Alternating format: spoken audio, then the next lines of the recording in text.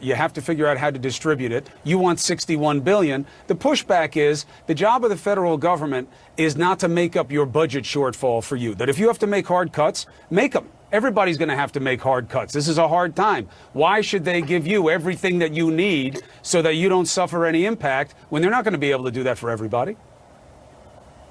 Yeah, first of all, because me is not me, right?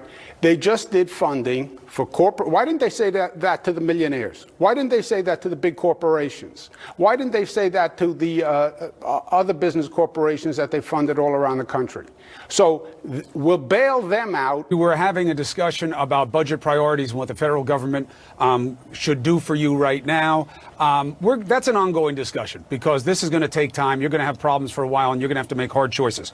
Let me shift to something that is urgent right now. The president says this situation is different because it doesn't really affect kids. Now, we did believe that, of course, in our own family, right? Mario got it. So it's not that kids are immune, even though we hope they were.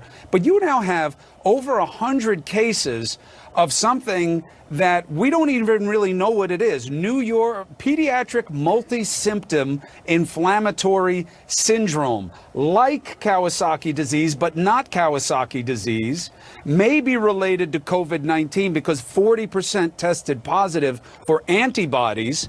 60% of the sick tested positive for the virus. This is another layer of the mystery. How concerned are the health officials in your state?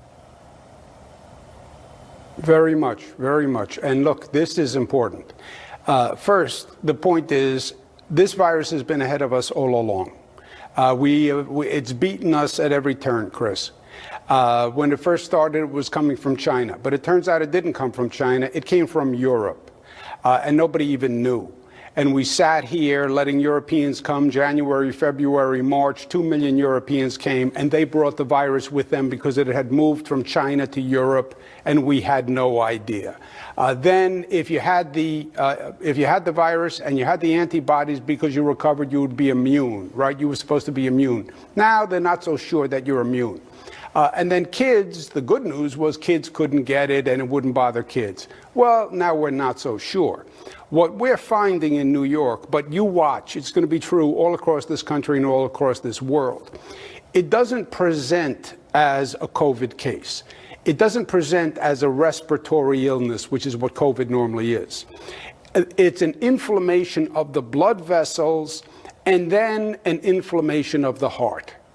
And what we're looking at 103 cases actually in the state of New York right now. And you're right.